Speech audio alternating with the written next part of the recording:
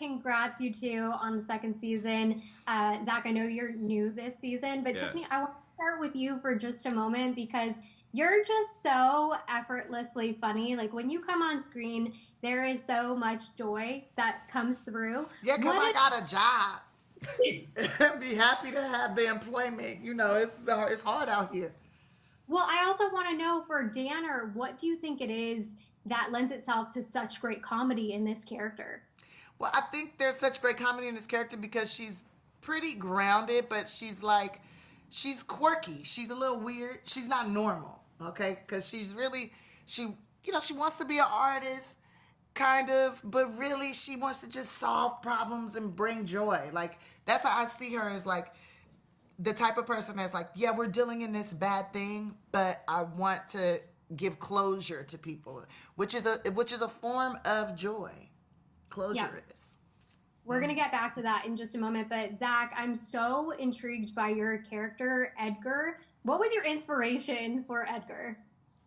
I was on a TV show about tech guys for a while, and I would meet all of these guys, some of whom were really lovely, and then some of whom would look at you like a Terminator. They would just sort of scan you. You could see they were sort of evaluating you for what you could do, your assets and your liabilities. It was such a weird feeling.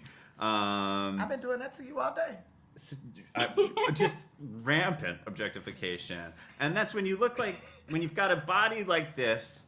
It's just part and parcel with daily life. But I think those guys reminded me of Edgar.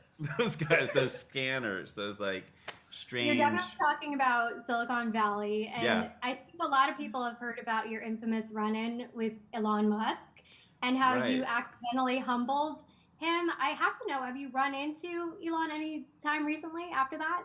No, he's been avoiding me, and it's hurtful. It's really hurtful. Some say he's even trying to go to freaking space, and it's like, just talk to me, dude. You don't have to go to all those lengths. We can hash it out. I knew you was an alien. You been from outer space. Yeah.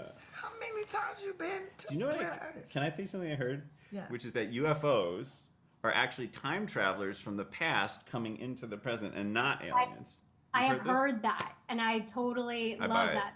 I don't know if Wait, it's time true. travelers coming from the past. Or sorry, from the future. That was Oh, my from bad. the future. Right. That's their vehicle to move into our present, which is their past. And they come to our present to change the future? Just like stuff costs less. I think it's mostly shopping. They come. They get, like, go the to deals Walmart and they like, Exactly. go back. Yeah, they always go to Black Friday. They're supposed to go right back to Black Friday. There's no Apple TV 100 years from now, so they come back just to watch TV and then they go back. They binge and they We're living the easier life, the simple times. That's right. Tiffany, to that point, every episode, Danner is interrogating these characters. So I'm wondering, in real life, is there a mystery or a crime you'd like to find and solve the truth for? Or maybe someone super high profile that you would love to interrogate and know the truth from? Oh, there are some, girl, don't give me. First of all, by nature, I am an investigator, okay? I'm also a scientist, and I'm a doctor. They call me Dr. Haddish in these streets. And I'm a doctor of tapping into people's souls and finding out what the hell going on in here. One of my latest investigations, it was it was back in the day. And my investigation was somebody had stole all the money out of my Hello Kitty piggy bank, and they left 2 cents, and that's it. And I had at least $2,000 or $3,000 in there, because I would drop like actual cash money in there and coins and all this. And yeah, they took everything but 2 cents. So I knew that was somebody who was mad at me or felt resentment towards me. So then I had to do some investigation on who been in my house that may resent me. Okay? I have told them the truth and they didn't like it. And they wanted to leave me their 2 cents. Well, I figured out who it was. Because, always, the criminal will always tell on themselves because they always try to do too much trying to prove that it's not them. Yeah. I was That is angry. a I didn't crime. know another way to express myself, so I took the money. And we've since hashed it out. Yeah, I made my money back. She made me work it off. Got to the bottom of it. Last question, really quickly. Girls Trip 2, I see it's in pre-production. Anything you can tease about it? Well, I don't know if you noticed, but we're in a writer's strike, and there has to be a script written for us to be able to perform. Now, I could do it on my own. If we was going to shoot this as a reality, movie, we could kill it, but I think that would be a problem, ethically. So we going to wait. Ethically, plot-wise, very excited for it regardless, and hopefully we get a solution with everything. But congrats to you two. So good to speak with you. Thank you. It's good to speak with you too, girl. And where you on the 30th floor of some building? No. Because your background is fire. Oh, that's painted. Oh, Good. I love that. I was worried you were going to get attacked by a hawk. Because at that altitude, hawks will dive bomb you. Sunny LA. Yeah. I love it. I love it. Congratulations to you both on the series. You're both new to it. So, Jack, I want to start with you. What was it like to be on this set for this project? Because there are so many funny people, including yourself. It was great. Yeah, I mean, I was a huge admirer of a lot of the other talent that was involved in this project, from the writers to the other actors, and it was a great atmosphere. Though it was a lot of comedians, but it wasn't ever a sort of a sense of people kind of being sharp-elbowed and trying to trample on each other to get their bits in. It was very collaborative, and I think everyone wanted to bring out the best in each other.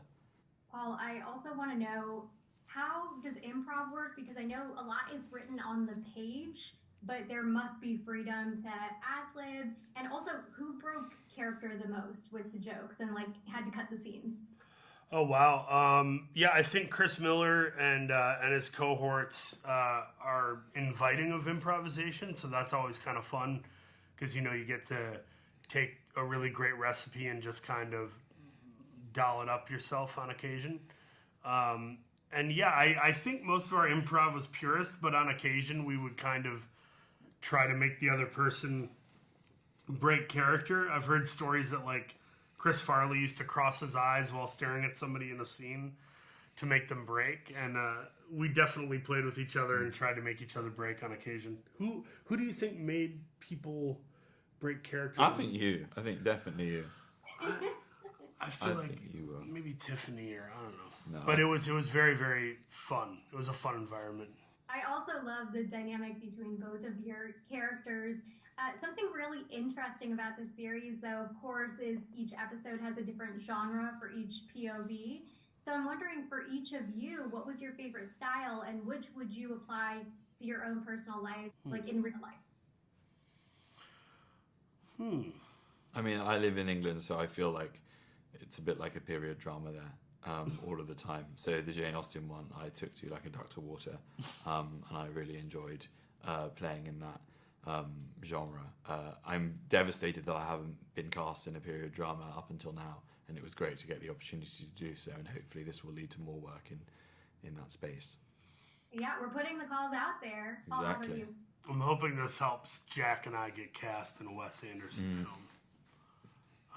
From what I can tell, Wes has about 900 famous people in all of his movies now. So why not add a couple of slightly less famous dudes? We're here. We've done it.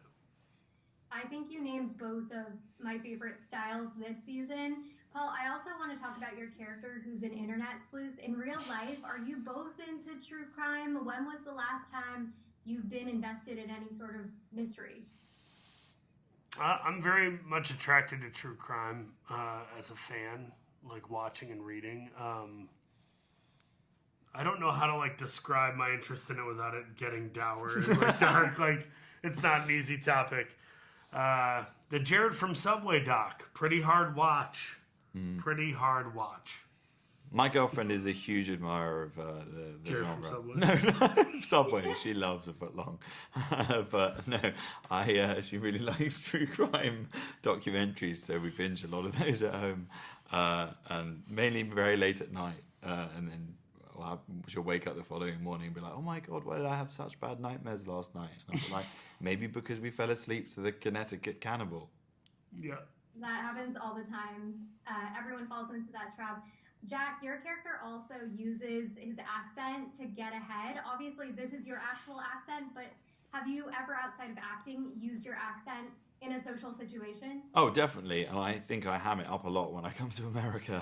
And yeah, I come back from trips out here, and I realise that I've definitely been speaking in a little bit more of a clipped manner, just because I want to enunciate everything a little bit more and make all of the words that come out of my mouth sound more intelligent.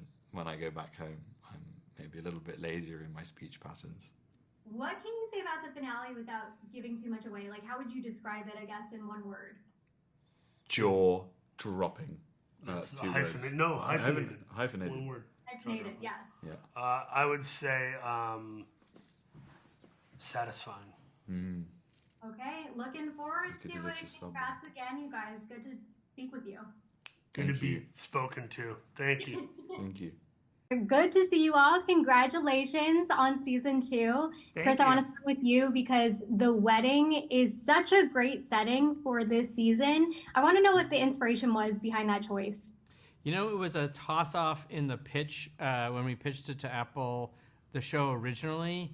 We pitched the first season as its own standalone. We said, well, there could be other episodes that could do a whole other season at a wedding, for example. And that was just, just something we pulled out of Bluster. our butts. Full bluster. And then when they were like, yeah, let's do another season. They called our bluff. We're like, uh-oh, now we have to figure something out. So, but it really is a great setting for a murder mystery. You know, there's a lot of big feelings going on. It's about love, and there's two families coming together, and families are messy, and certainly the joining of two families is even messier. My favorite thing about the wedding location is the vow box. Oh, I yeah. think the funniest thing ever. It's so brilliant.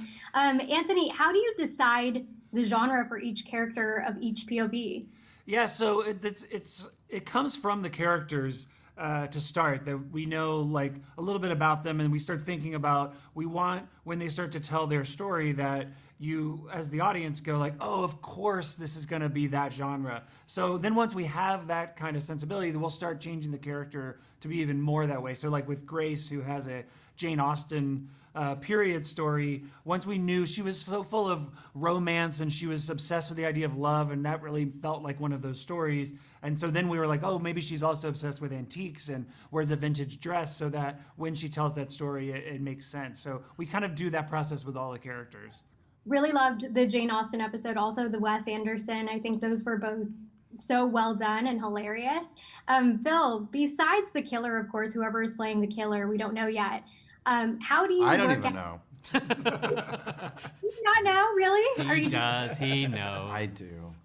How do you guys work out who in the cast knows? Like, are you giving scripts out in full to some people? Are you giving weeklies? Like, how does that work? We should have a better story to tell. And it puts in doubt all the other murder mysteries for how they operate. Right. But we just tell everybody everything so that they can plan for the acting and producing of the episodes. That's right. We at the very beginning of before we start shooting, we give them all 10 episodes and they read them, because a lot of these actors are also, writers and show creators themselves. They're all really smart, and they all the characters have secrets, so they need to know how to play those secrets that they're holding that might not be revealed until later in the season. So they know how to have those layers in the scenes, and they also have to think about how to play their character 10 different ways in 10 different genres. Like, how do I do the film noir version of this character? And so when they're planning that out, they need to have as much information as possible so they can make all the nuances of their character. And that's why we cast people who are really, really multi-talented, have a lot of range, and are oftentimes creators and showrunners themselves. And Chris, continuing with that, in your ideal scenario, how many whodunits do you think are in store for the after party? An infinite number. I mean, there's so many ways to die. But we have lots of ideas for a third season. Obviously, we're in the middle of a writer's strike right now, which I hope will be resolved soon, and the AMPTP will come to the table. But there's so many ways to tell a story cinematically, more than you would expect. At first, when we started thinking about this season, we'd be like, oh man, we did a lot of great genres in the first season. How are we going to come up with a whole other season? But there was a bunch that we didn't even get a chance to do in this season. 10 different kinds of movies? I know, can you believe it? In a third season, it's a very uneventful after party where people have a really nice time. Just something that nobody Yeah, dies. no one dies. People Everything's just fine. have a good party. And hey, shamelessly, I hope you bring back Linda De La Rosa. I would like Oh, that's right. my The schedule best. if you want to have me back and report. You know. You were fantastic, by the way. Absolutely a Reporting delight. live. It was such an honor to be a part of the cast for that little snippet, but Yes. congratulations on season 2, guys. Excited for 10 more seasons. Thank you. Yeah, Thank me you. too. And we'll definitely bring back Linda De La Rosa because she was pivotal. I feel like she's really made a go of it out there. That's right. Who knows? She's probably, She's working on the now, biopic, yeah. I think. By far Oh, the no. most method actor we've ever worked with. No That's question. She lives the role. She lives the role. Thanks, guys. Have a good one. Cheers. Thank you.